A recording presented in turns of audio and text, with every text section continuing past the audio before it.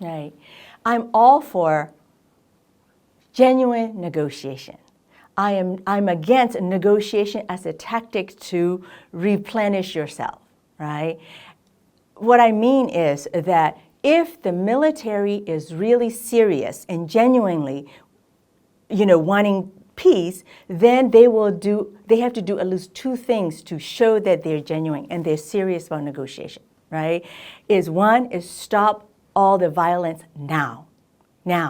And then two, release political prisoner. Then you can sit. Now we know that they're serious, and then you can sit down and start to negotiate, right? But also negotiated settlement need a way to enforce it. So we need to think about who is going to enforce it if one party breaks it, right? Is that going to be international community? So before we even go in, I think enforcement mechanism need to be thought through. Otherwise, sitting down to negotiate is just a waste of time. Right?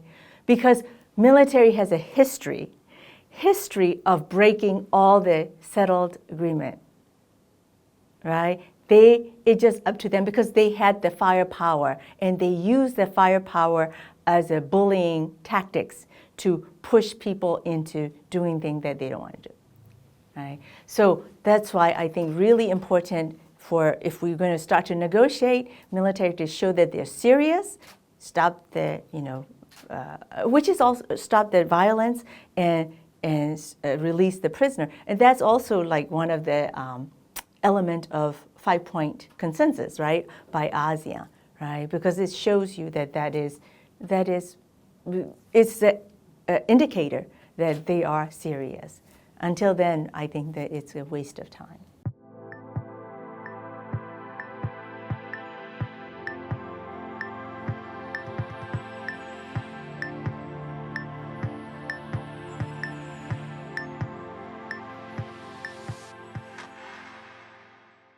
So it's tipping point. You're talking about tipping point. And tipping point will come if everybody on the coalition side, on the people resistance side, able to show them that we are all united, step down, and it will cause them to have to negotiate. Because if everybody is all united all at once, there's no way. Because Myanmar military is not set up to fight for this long, an entire country. Right? And like I said earlier, the military is collapsing. They can't even refill. They don't have replacement going forward. Right? So it can't last it. But if people on this side are able to show that we're together, we reject the military, right? We will stay together. And I think that's the biggest thing I think you can show to the military, that they cannot last.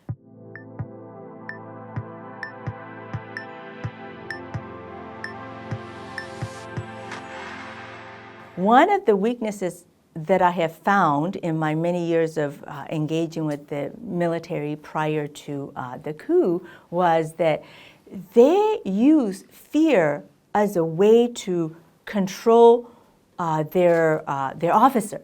Right? They have mistaken fear with discipline. They think that fear is discipline. And so, when you are that fearful, they're so fearful to make any decision, especially at the lieutenant colonel and colonel level, right? So if you are that scared and fearful, you cannot win wars, They're afraid to make decisions. So, in a battle, you have to make a lot of decisions. And that's why it's not surprising that they're on the ground, right, losing. So, that's the condition of SAC military today.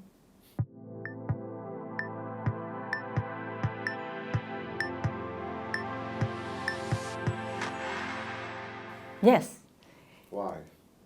It can win because, like I said, if you look at the framework of the DIP, right, every element they have achieved beyond anybody's expectation. Everybody assumed from the beginning that military will win, right? But military is collapsing, right? Like I said, 7 out of 10 don't want to fight anymore, right?